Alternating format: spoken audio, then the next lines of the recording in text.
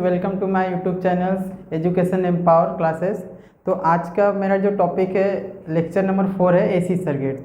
तो आपको AC circuit पढ़ाने से पहले मैं आपको सभी को बता दूं, अगर आप हमारा ये पहला वीडियो देख रहे हैं तो आप सबसे पहले हमारा प्लेलिस्ट एसी सर्किट का जो भी प्लेलिस्ट नीचे दिया हुआ है उस पर आप क्लिक करके आप सबसे पहले वो फर्स्ट सेकंड थर्ड वीडियो देखने के बाद आप अगर इस वीडियो को देखते तो आपको बहुत ज़्यादा लाभ होने वाला है। अदरवाइज़ आपको इसमें क्या होता है कि कॉन्सेप्ट क्लियर हो नहीं पाएगा, बिकॉज ऑफ कि इसमें क्या है कि आपका जो फर्स्ट वीडियो में था उसमें मैंने बता दिया था कि एसी सर्किट क्या होता है, ईएमएफ क्या होता है। दूसरे वीडियो में मैंने बताया था एवरेज और आरएमएस ये सब कैसे निकालते हैं, सारी चीज़ें मैंने उसमें डिस्कस कर लिया। तो अगर आप उस वीडियो को देख के फिर इस वीडियो को देखते तो काफ़ी यूज़फुल होने वाला है ये वीडियो आप सभी के लोगों के लिए।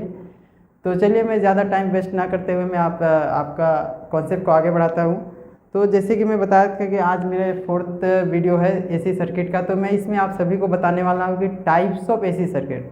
तो एसी सर्किट का टाइप्स क्या होता है देखिए। तो मेरा जो सबसे पहला इसमें कॉन्सेप्ट है देख लेते हैं। इसमें पहला कॉन्सेप्ट क्या है, AC voltage due to register. तो AC voltage due to resistor हमारा एक पहला टाइप्स है। तो देखिए इसमें लिखना कैसा है कि इसका एक डेरिवेशन, छोटा सा डेरिवेशन है। तो देखिए इसमें क्या करना है, हमें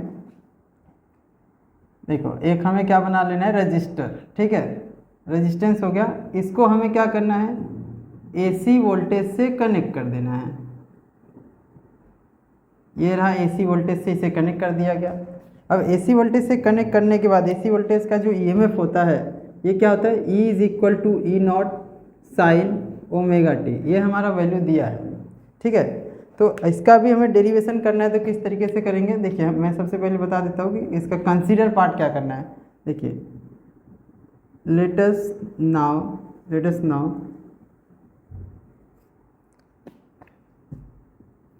AC source connected to register, connected to circuit लिख दीजिए सबसे पहले, कनेक्टेड टू सर्किट, हाँ ठीक है, connected to circuit containing register, ऐसा लिखिए, कंटेनिंग रजिस्टर। तो ये हो गया कि हमारे पास क्या एक एसी सोर्स है जिसको कनेक्ट किया सर्किट से, और उस सर्किट में क्या कंटेन है, रजिस्टर आर। तो ये आर हो गया, यहाँ पर रजिस्टर्स क्या है, आर है, ठीक है। तो अब हमें करना क्या है कि हमारे पास तो ई का वैल्यू दिया है, E is equal to E not sine omega T. तो इसमें क्या करना है कि ई का जो वैल्यू दिया है, मतलब मैं इधर लिख देता हूँ, E is equal to E not sine omega T, ठीक है, ये हमें गिवन में है, ओके। इसके बाद क्या करना है कि मैं इसको क्या कर देता हूँ, डिवाइड कर देता हूँ, डिवाइडिंग बाय आई। तो आई से अगर मैं डिवाइडेड करता हूँ यहाँ पे,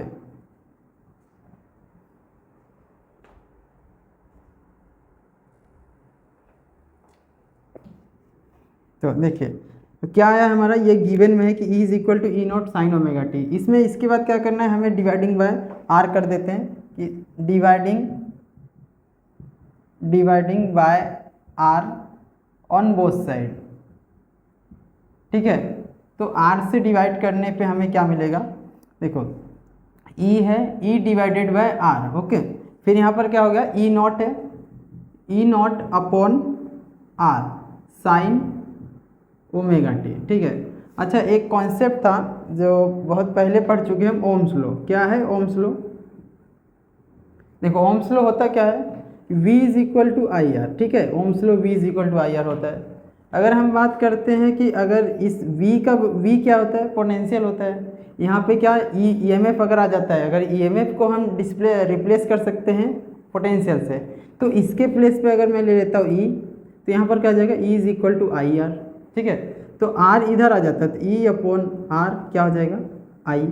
तो I का वैल्यू क्या होता है, E अपॉन R। ये क्या है, ओम्स लॉ है, Ohm's law V is equal to I R. V का वैल्यू क्या होगा, E होगा EMF के सेल में। अब इसके बाद आई आर ये सेम रहने दो, इसके बाद आर इधर आ जाएगा तो क्या बचेगा, आई। तो आई का वैल्यू क्या है हमारा, E अपॉन आर। तो यहाँ पर हम डायरेक्टली लिख सकते हैं यहाँ पे डायरेक्टली ओम्स लॉ से लिख सकते हैं। देखिए ये हो गया आई, सेम अगर इधर ई नॉट है तो यहाँ पर ई नॉट अपॉन आर है तो यहाँ पर आई नॉट हो जाएगा। क्या हो जाएगा? I not. ये हमारा क्या होगा? करंट का डेरिवेशन हो गया। ये हमारा करंट कब आएगा? जब भी रजिस्टर कनेक्ट रहेगा, रेजिस्टेंस कनेक्टेड रहेगा एसी वोल्टेज से। अगर एसी वोल्टेज से अगर रजिस्टर कनेक्टेड है तो हमारा करंट ये होने वाला है। ठीक है, ये हो गया हमारा एसी सर्किट में ईएमएफ आया और यहाँ पे करंट आया।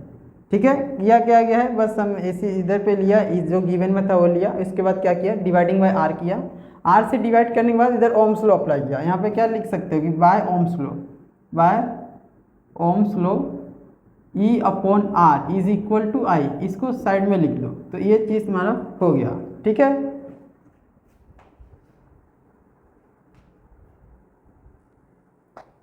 देखते हैं इसके बाद हमें क्या करना है। इसके बाद हमें क्या बताना है कि वेव फॉर्म डायग्राम और फेसर डायग्राम। तो हम इधर क्या कर देते हैं, इसको हटा देते हैं पहले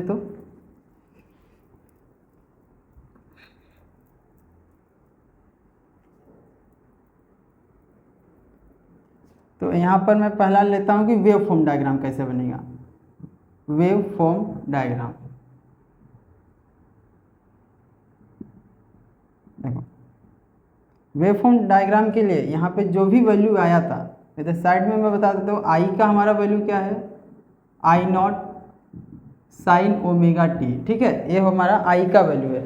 इसके बाद ई का वैल्यू क्या है? E not sine omega t. Okay, तो अब यहाँ पे ना केस बनाना है। जैसे अगर मान लो कि मैं केस वन लिया, केस वन में मैंने ओमेगा टी का वैल्यू ले लिया 0। ठीक है, ओमेगा टी का वैल्यू ले लिया 0।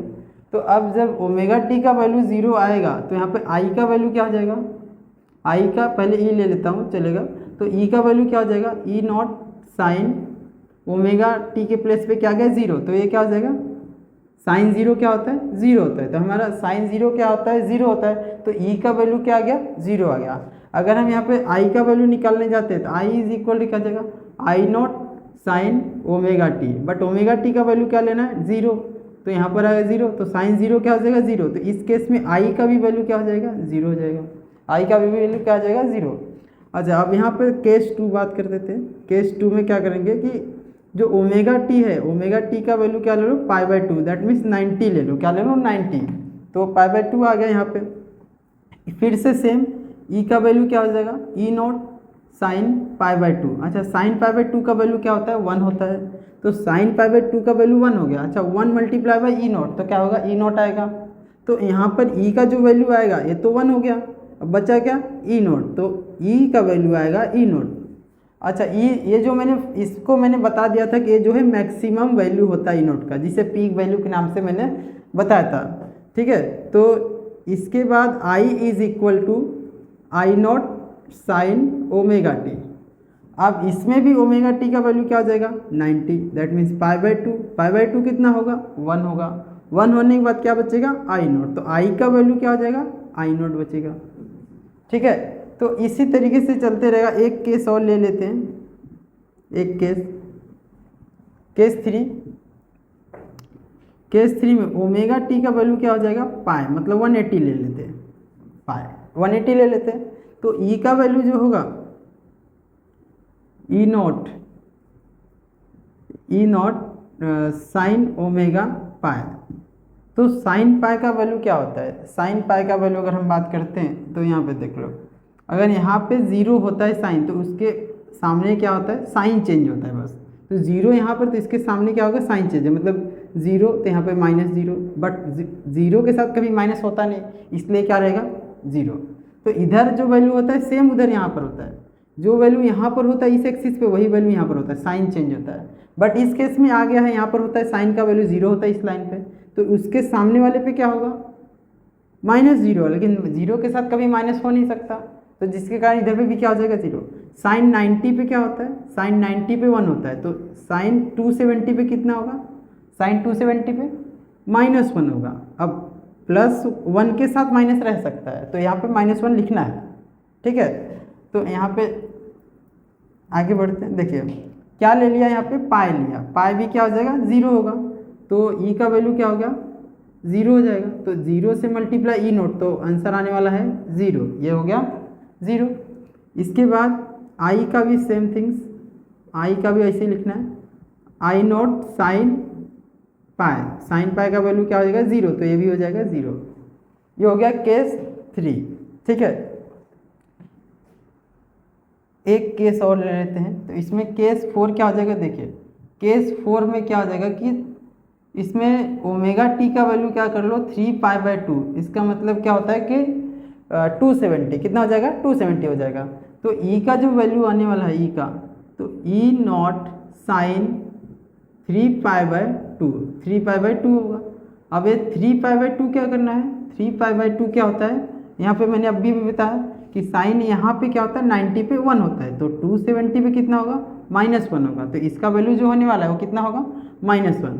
तो जब ये -1 होगा तो -1 मल्टीप्लाई बाई ई नॉट, तो क्या हो जाएगा -ई नॉट, क्या हो जाएगा -ई नॉट।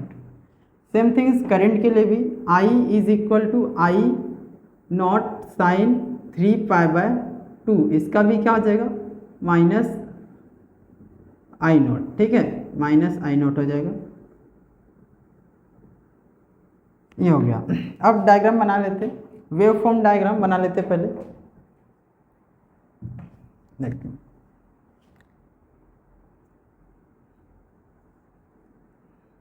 देखते देखो यहाँ पर क्या रहेगा E और I रहेगा, E और I रहेगा, यहाँ पर या तो E रहेगा या तो I, और यहाँ पर क्या रहेगा ओमेगा टी।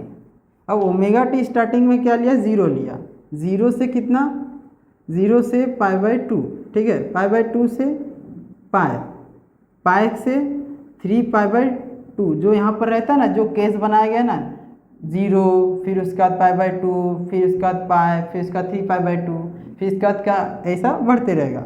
यहाँ पर आगे क्या आ जाएगा 2π ऐसा।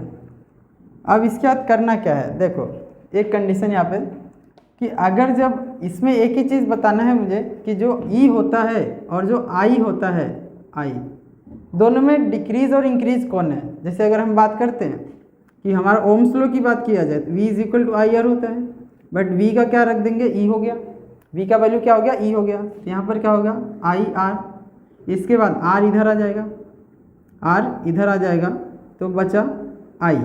अब हमारा वैल्यू देखो, अब जो E का वैल्यू जो भी होगा उस पर डिपेंड करेगा I, बट यहाँ पर डिवाइड किससे हो रहा है R से।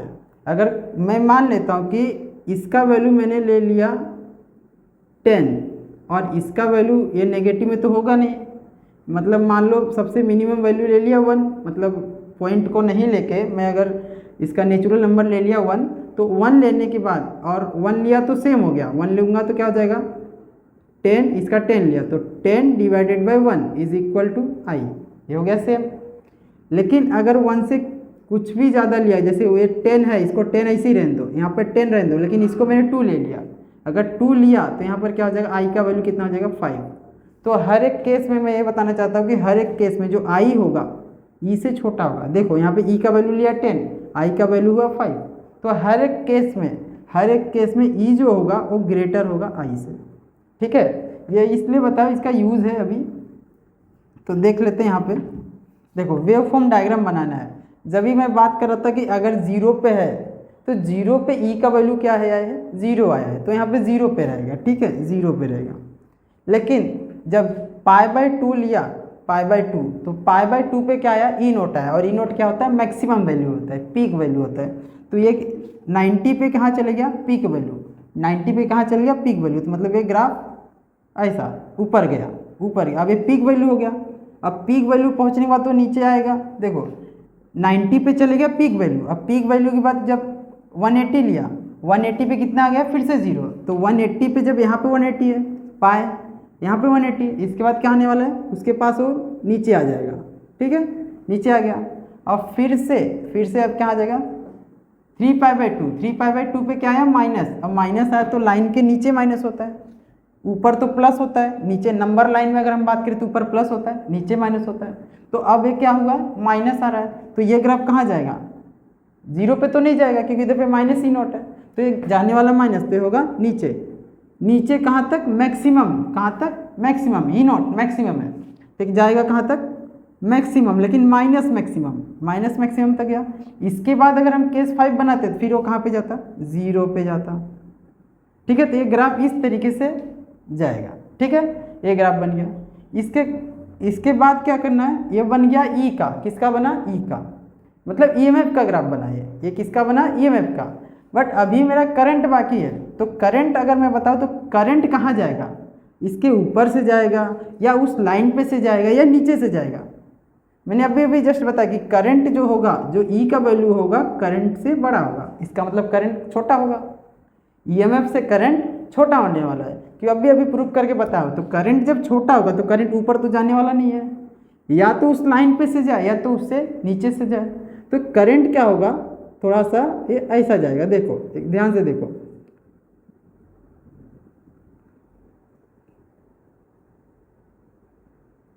देख लो करंट थोड़ा सा नीचे से जाएगा। अब क्या है गया, ये वाला क्या होगा, ये वाला करंट क्या होगा, यहाँ पे जो ये वाला लाइन है, ये वाला लाइन मैं यहाँ पे रेड मार्कर से बता रहा हूँ, ये हो गया ई, और ये क्या हो गया आई। इसको ई नोट लिख सकते हो और इसको आई नोट लिख सकते हो। मतलब ये जो भी ई का वैल्यू जो होता है करंट से हमेशा ज़्यादा रहना चाहिए। ठीक है, तो यहाँ पे इधर पे लिख सकते हैं और ये डायग्राम इधर पे भी बना सकते हैं। तो ये क्या होगा, वेव फॉर्म डायग्राम, जो वेव के फॉर्म में जाएगा, तो इसलिए इसका नाम है वेव फॉर्म डायग्राम। ठीक है, इसके बाद फेसर डायग्राम होता है। तो फेसर डायग्राम के लिए अगर हम बताऊं,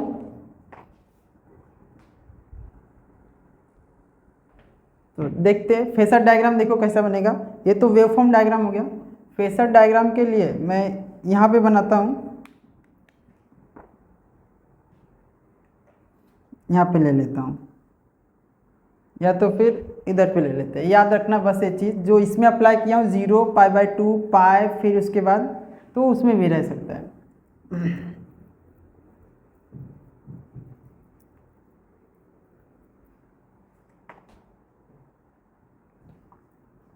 एक नंबर लाइन बना लो सबसे पहले तो।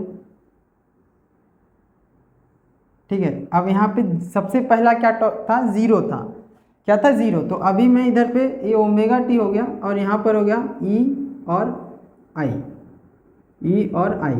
तो यहाँ से मान लो इसको मैंने ड्रॉ किया कि ये मैक्सिमम गया, कहाँ तक गया, मैक्सिमम। ये क्या होगा, ई हो गया, मैक्सिमम गया।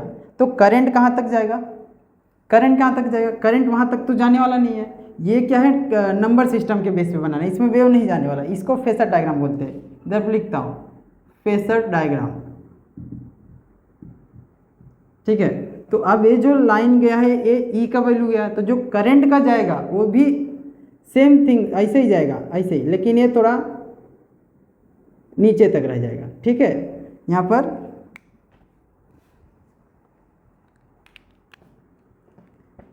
ये हो गया, देखो ये जो ब्लू मार्कर का जो लाइन है ये हो गया करंट का। ठीक है, और ये ऊपर वाला क्या था, वो ईएमएफ का। तो यहाँ पे लिख देते करंट। तो अगर मैं बात करूँ, अगर ये वाला लाइन क्या हो गया, ई का हो गया, और ये वाला क्या हो गया, आई का हो गया। सेम इधर से भी ऐसा बना सकते हो, ये आई हो गया और ये, ठीक इस तरीके से बन जाएगा। तो ये हुआ वेवफॉर्म डायग्राम और ये हुआ फेसर डायग्राम। ठीक है, तो यहाँ पर एक कॉन्सेप्ट खत्म हुआ, AC voltage due to register. तो रजिस्टर में अगर एसी वोल्टेज कनेक्टेड है तो इस तरीके से वेवफॉर्म डायग्राम बनेगा और इस तरीके से फेसर डायग्राम बनेगा। यहाँ पे 0 लिख सकते हैं, 0,0 लिख सकते हैं। ठीक है,